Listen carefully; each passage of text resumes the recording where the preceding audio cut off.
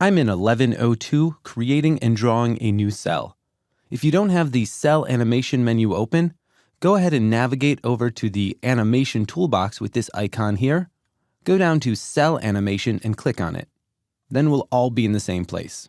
The first thing we need to do to draw a cell animation is to create a new cell. And yeah, we'll be using the new cell button to do this.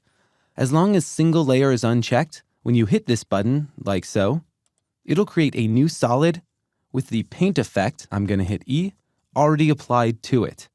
So make sure that single layer is unchecked when you create your new cell so it doesn't try to apply the paint effect to another layer already on your composition. All right.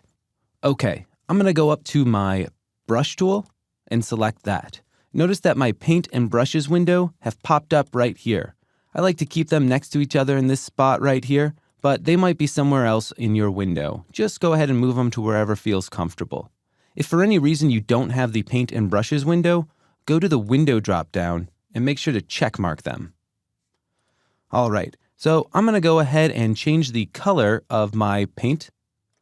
I'm just going to move that over and double click on that color there. And I will select black because I'm going to be making an outline of my bouncy ball. I'll go to brushes and I'm going to take this down to about 21. That should be a good size. I might adjust this later. One more thing I want to do before I forget is I'll go back to paint and I'll make sure that my duration is set to constant. That way, any brushstroke will stay on the entire length of the timeline until I adjust it using these buttons down here. All right, so now I need to draw on cell 1. The problem is I can't actually draw on cell 1 unless I'm in the layer window. As you see, I got a warning sign that says I need to double click a layer to open it in the layer panel. I'm going to click OK. Now I need to double click on cell 1 and that will open it up in the layer window right here. I'm going to go ahead and just move this around a little bit. So I'm going to grab this by layer here, just click and drag it, and I'm going to put it right here where it's highlighting. So I have both my layer and my composition window right next to each other. This way I can draw in this window and see what's happening in this window. I'm going to have to close up things a little bit here and just sort of adjust the spacing just to make sure I can see this a little better. I'm going to hold down my space bar and move this up and just go back and make sure I have my layer window selected here. I have both of these set to fit. That way they take up the entire surface that it can, depending on the sizing.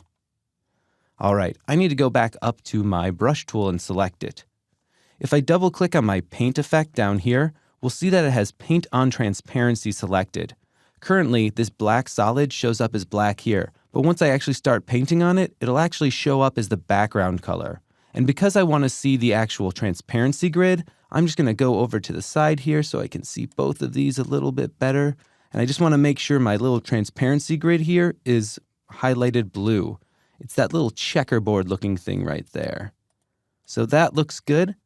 And I'll have to mess around with this a little bit, but I think I'll be okay. So I'm going to go over to my layer window now, and I'm going to draw my first bouncy ball circle right there. That looks good, and you'll notice it showed up in my composition window as well, so I can see it in both spots. This way I can draw here and see how it looks in my composition here. So now we have a new cell for animation. We've got our brush tool and window set up for that cell animation, and we're basically ready to move on to the next steps.